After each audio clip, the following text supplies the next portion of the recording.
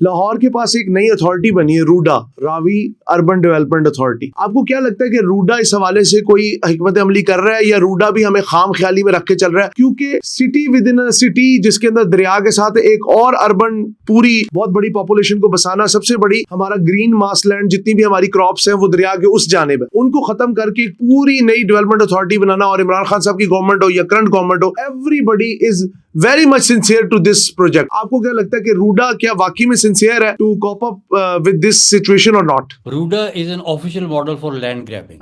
अच्छा। मैं तो बड़ा ब्लंटली ये बात करता हूँ जी, मुझे मुझे कोई नहीं है। देखिए, ये इमरान खान से पहले वाली गवर्नमेंट में ये कंसीव हुआ था। Yes yes. फिर इमरान खान ने इसको बड़ा सपोर्ट किया था और उसने इसको ओन कर लिया था। ऐसी। फिर उसके बाद वाले भी उसको ओन कर रहे हैं। इसमें क्या है, आप देखें किन किन किन लोगों के स्टेक्स हैं रूडा में। जिन लोगों के स्टेक्स हैं रूडा में, वो बड़े बड़े ये रियल एस्टेट के टाइकून्स हैं, और वो असेंबलियों में बैठे। ऐसी। हुकूमत ये हो या वो हो, वो बीच में इसके शामिल है, और वो कभी भी इसको नहीं खत्म होने देंगे। ट्रू। इसको खत्म करेगी तो नेचर खत्म करेगी। अभी आपने देखा है एक वो सोसाइटी रावी के साथ वो लास्ट टाइम डूबी थी, यस उधर सर। को कंस्ट्रक्शन हुई थी। बिल्कुल ठीक ऐसी। है, अब वो दोबारा डूबेगी अगर ऊपर से पानी आ गया। दोबारा डूबेगी, हालांकि उन्होंने बहुत बड़ा बंद जी, बना दिया है। देखिए बात ये है, पानी बंद के ऊपर से छांग मार के नहीं आएगा। मैंने आपसे दरिया की रेत का जिक्र किया है। जी। ये वो दरिया का वो वाला एरिया है जिसके बीच में रेत का बेड है। ऐसे ही है। ऊपर आपने बंद खड़ा कर दिया, रेत के नीचे से पानी निकल के दूसरी तरफ आ जाएगा, हम्म। वो फिर डूब जाएंगे। क्या ये जो दरिया से रेत निकाली जाती है डॉक्टर साहब, हमारे यहाँ हमने देखा जी, ये चनाब दी रेत है, ए रावी दी रेत है, इसके ऊपर बड़ी डिबेट होती है और हम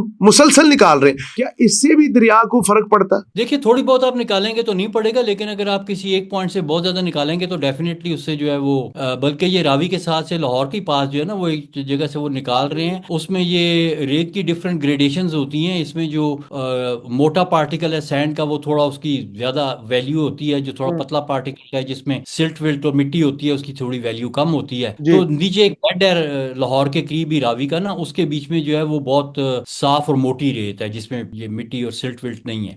तो वो बड़ी मशीनें हैं, वो वहां से निकालते हैं। तो वहां से ये होता है कि वो उतना गहरा खड्डा लगाते हैं निकालते हुए कि एकड़ों के एकड़ उसके बीच में टूट के गिर जाते हैं। अच्छा। तो ये तो हो रहा है। ये तो भी आप रावी के पास उधर जाएं, उधर बारादरी वगैरह बनी हुई है, उधर जी जी। आप मछलियों से पूछे ना, वो आपको किश्ती में बिठा के ले जाएंगे, दिखाएंगे वो जगह जाके, वो आप देखें जाके। तो ये मुझे सर मछेरों नहीं दिखाई दी, वो कहते हैं बहुत बड़ा जुल्म कर रहे हैं साढ़े नाल। बिल्कुल बिल्कुल वो ठीक कह रहे हैं, क्योंकि वो जब आप एक जगह के ऊपर इतनी बड़ी वो मैसिव उसमें करते हैं, और आई डोंट नो कि ये कौन सी अथॉरिटी है जिसने इनको देखना है और किसने देखना है, किसने करना है। एनवायरनमेंट वाले देख रहे हैं इनको बेसिकली। तो ये एनवायरनमेंट के, वाइल्ड लाइफ के, आपके जंगली हयात के, ये जो आपके हैं फॉरेस्ट वाले, ये सारे जो हैं वो इन महकमों की जद में आते हैं। ये लोग लाहौर एलडीए वगैरह की भी जद में आते होंगे, लेकिन आई डोंट नो, वो इनको पता है। आपको डॉक्टर साहब वेरी लास्टली ये बता दें, पिछले साल 2.5 से 3 लाख क्यूसेक पानी गुजरा दरिया से, कई सोसाइटियां, नामवर सोसाइटियां डूबी, लोग डूबे, लोगों की इन्वेस्टमेंट डूबी, कैचमेंट एरियाज में पानी फैल गया जिनके ऊपर लोगों ने कब्जा किया हुआ था। अब कह रहे हैं रावी की कैपेसिटी है 3 से 3.5 लाख क्यूसेक। अगर लेट्स सपोज इंडिया का माधवपुर हेडवर्क्स टूट गया था पिछली बार भी, और अगर बाखड़ा डैम के ऊपर भी स्टडी आई है कि वो भी टूट सकता, अगर अल्लाह अल्लाह ना करे खाकम बदहन ये डैम्स टूटते, व्हाट डू यू थिंक, क्या वाइप आउट हो जाएंगे नक्शे से शहर? नहीं, देखिए वाइप आउट तो खैर बहुत बड़ी टर्म है, लेकिन मैसिव स्केल के ऊपर तबाही हो सकती है।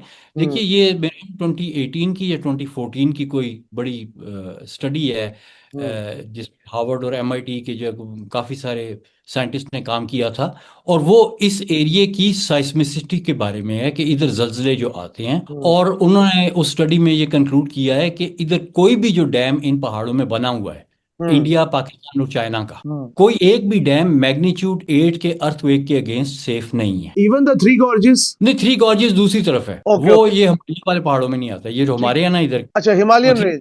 ओके। हाँ, ये इधर के। तो इनमें से जो बने हुए हैं बेसिकली इंडिया और पाकिस्तान के सारे डैम आ जाते हैं उसमें, जो ऊपर हमने बनाए हुए हैं। Yes yes. Indus water treaty वाले सारे डैम आ जाते हैं उसमें। ठीक है ठीक है। तो इनमें से कोई भी मैग्नीट्यूड 8 के अगेंस्ट सेफ नहीं है। और आप ये भी एक बड़ी आपको दिलचस्प बात बताऊं कि जिस वक्त ये डैम कंसीव हुए थे, इनकी जगह मार्क हुई थी, और जो डैम्स बनाने की साइंस जो थी वो उस वक्त कहाँ पे थी, वो हूवर डैम से, और ग्रैंड कैनियन डैम वगैरह जो थे वो उस वक्त के लेटेस्ट थे। तो उनकी जो एक्सपीरियंस था उसकी बेस पे इधर लोग आए थे, मोस्टली अमेरिका से, जिन्होंने यहाँ के डैम्स कंसीव किए थे, जगह बताई थी कि जी इधर बन सकता है, इधर बन सकता है। डॉक्टर साहब मतलब लोकल लेवल पे नो स्टडी, हमने बाहर से नहीं बंदे नहीं, लोकल पे तो मतलब है, हमें ये नहीं पता था कि गांद लेना है कि नहीं लेना, तो लोकल लेवल पे स्टडी करना तो Yes. पाकिस्तान के उस वक्त वैसे भी कोई एक्सपर्टीज वगैरह पाकिस्तान के पास नहीं थी, बहुत कम लोग थे पाकिस्तान में पढ़े लिखे और इस तरह के, तो ये सब कुछ तो हमारे कंसल्टेंट्स ही हमें करके दे के गए, और जो कुछ उन्होंने कहा हमने मनोमन मान लिया। तो ये जो उस वक्त की जो स्टडीज थी, अब ये सारी स्टडीज हुई 1950s में Right. At best 6। जो इधर की इन पहाड़ों में जो जल्जलों का मैकेनिज्म है, उसको जो चीज ड्राइव करती है वो है टेक्टोनिक फोर्सेस। टेक्टोनिक प्लेट्स का हमने सुना हुआ सर। जी जी, आपने सुना हुआ है ना, ये उस जमाने के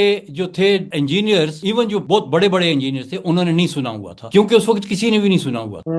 प्लेट टेक्टोनिक्स का जो फर्स्ट कॉन्सेप्ट था वो 1912 में मेरे ख्याल में किसी बंदे ने दिया था कि ये कॉन्टिनेंट्स करते हैं, लेकिन वो ये नहीं बता सका था कि मूव करते हैं तो क्यों करते हैं, कैसे करते हैं। तो ये बात मरमरा गई। फिर वर्ल्ड वॉर के बाद एक स्टडी हुई जिसमें उन्होंने देखा कि वो समुद्र के बीच में एक रिज बनी हुई है, जिससे उन्होंने कहा ये मिड अटलांटिक रिज, जो उन्होंने कहा कि अच्छा अच्छा ये कोई इस तरह की फोर्स है जो करती है। फिर वो प्लेट टेक्टोनिक्स, तो ये साइंस डेवलप होनी हुई, शुरू हुई साइंटिफिक सर्कल्स में इन द 50s, और करते करते ये चीज इस्टेब्लिश हुई इन द 70s। ओके। तो उससे पहले के जो स्ट्रक्चर, उनको तो पता ही नहीं था कि ये इस चीज को सिलसिला चला के आ रहा है, यानी कि इतना बड़ा गैप था। जिस वक्त ये चीज सामने आई तो एक दुनिया का बहुत मशहूर जियोलॉजिस्ट था, उसने कहा कि अगर ये बात ठीक है तो इसका मतलब है कि हमें जियोलॉजी का हर टेक्स्ट बुक रीराइट करना होगा, and we have to think geology all over again, क्योंकि ये वो ओवरराइडिंग मैकेनिज्म है जो पूरी दुनिया की जियोलॉजी को चला रहा है। तो हमें तो इसका पता ही नहीं, हम तो सिर्फ लोकल पे देख रहे थे। तो बेसिकली उस जमाने के कंसीव हुए डैम, ये दीमर बादशाह वगैरह वाली वो जितनी भी साइटें हैं, ये उस जमाने में कंसीव हुई थी।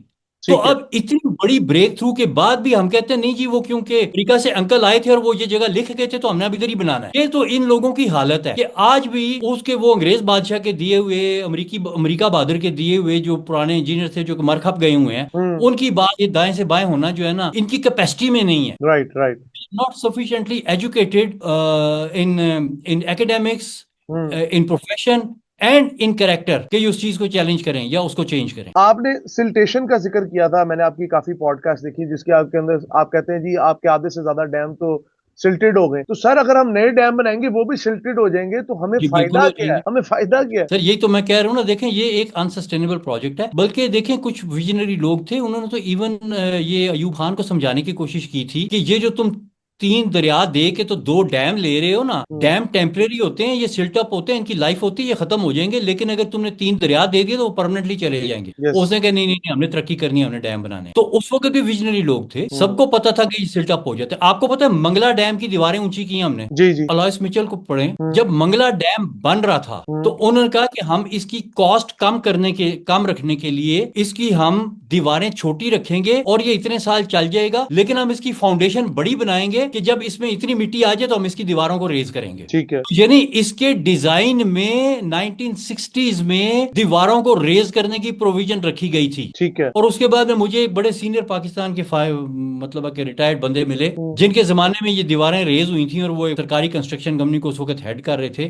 तो उन्होंने कहा कि जनाब ये मेरा आइडिया था कि दीवारें रेज कर दी जाएं, और कहते हैं मैंने जो अपना जो बेस्ट दिया है पाकिस्तान को, ये एक आइडिया दिया है कि इसकी दीवारें रेज कर दें, और फिर वो आइडिया वर्ल्ड बैंक ने इंप्लीमेंट करा। तो कहते हैं मैंने तो बहुत खिदमत कर दी पाकिस्तान की। मैंने उनसे पूछा, मैंने कहा सर ये कोई एग्जिस्टिंग आइडिया को आपने प्रमोट किया था या it was purely your idea, क्योंकि मैंने तो किताब पढ़ी हुई थी। कहते हैं no no no, it was my idea. मैंने कहा सर आई अप्रिशिएट है। मतलब है कि ऐसे लोग हैं यहाँ पे, तख्तियां लगनी वो चाहिए। आइडिया बड़ा पुराना था, वर्ल्ड बैंक ने करवाना ही करवाना था। उन्होंने एक के बजाय 2 ठेके करने थे मंगला डैम के, कि पहले इसको छोटा बनाएंगे, जब ये भर जाएगा सिल्ट से तो फिर उसकी दीवारें ऊंची करेंगे। तो ये सारी कहानियां जो है ना उस जमाने की हैं, और ये सिल्टिंग का सबको पता है कि ये सिल्ट हो जाते हैं, ये आज की बात नहीं है। और उस सिल्टिंग की वजह से आपके नीचे जो इंडस डेल्टा है उसको समुद्र खाई जा रहा है, क्योंकि ये सिल्ट की जगह वहां पे थी। देखें दुनिया में ना जो जियोलॉजी है उसमें 2 किस्म के रिजीम्स हैं। एक इरोजनल रिजीम है जहां पे कुदरत जो है वो एक लैंडस्केप को तोड़ रही है, और एक डेपोजिशनल रिजीम है जहां पे वो टूटा हुआ मलबा रख रही है। जाहिर है वो मलबा उसने वहां से पत्थर तोड़े हैं, मिट्टी तोड़ी है, बहाई है, रेत लाई है, उसने कहीं पे तो जाना है। ऐसी। तो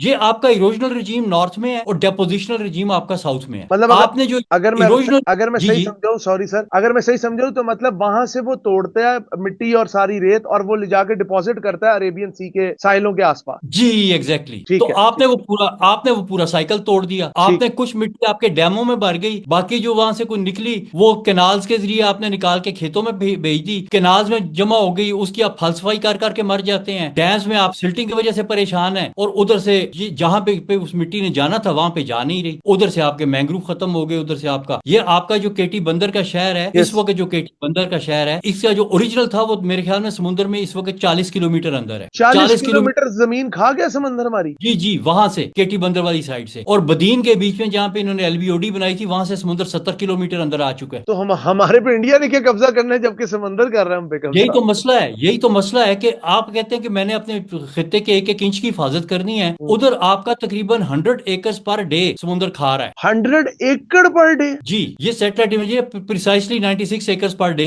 जो हमने सेटेलाइट एनालिसिस किया था 84 से लेके तो 2022 या 23 तक का जो है ना सेटेलाइट इमेजरी का डेटा, उसके हिसाब से हमने ये नंबर्स निकाले थे कि एवरेज 96 एकर्स पर डे समुद्र निकल रहा है आपके इलाके आपकी को। इन बातों से जो मैं अंडरस्टैंड कर रहा हूं, that means floods are beneficial for Pakistan. जी जी, देखिए फ्लड्स ने ही तो पाकिस्तान बनाया है। ओके। ये जिन जगहों को इस वक्त आप पंजाब के फ्लड प्लेन्स हैं, जिस जो आपका इरिगेशन सिस्टम है, ये सारे का सारा जियोलॉजिकल टाइम में एक समुंदर हुआ करता था, हाँ। टेथायस नाम इसका। यस। इसके बीच में वही जो मिट्टी टूट टूट के पहाड़ों में से आ रही है। अब खूबसूरती यह है कि हमारे पहाड़ ऐसा नहीं है कि बारिशों से और ग्लेशियर से छोटे हो रहे हैं, हम्म। ये फिर भी बड़े हो रहे हैं क्योंकि टेक्टोनिक फोर्सेस नीचे से इनको उठा रही हैं, ठीक है। ऊपर से ग्लेशियर और बारिशें इसको तोड़ रही हैं। ठीक है। तो जो तोड़ भी रही हैं और नीचे से उठ भी रही हैं, नेट राइज है इनमें। मतलब एक अमल चल रहा है। ओके। हाँ, ये अमल जो चल रहा है, और इसमें ये नेट राइज कर रहे हैं, ये तकरीबन हर साल 2 से 3 सेंटीमीटर ऊपर बढ़ जाता है आपका पहाड़ों का अच्छा। Net rise. 2-3 सेंटीमीटर ऊपर जाते हैं आपके पहाड़ हर साल। और ये जो मिट्टी नीचे लेके आते हैं, इन्होंने उस समुद्र को भर के, टेथायस सी को भर के आपके पंजाब के और सिंध के फ्लड प्लेन्स बनाए हैं, जिसमें आपका इरिगेशन सिस्टम चल रहा है इस वक्त। ठीक है। तो ये तो इतना वो रोबस्ट सिस्टम है, आप तो इसको रोक ही नहीं सकते। आपका क्या ख्याल है कि वो, मैं मतलब है कि पैदा हुआ हूँ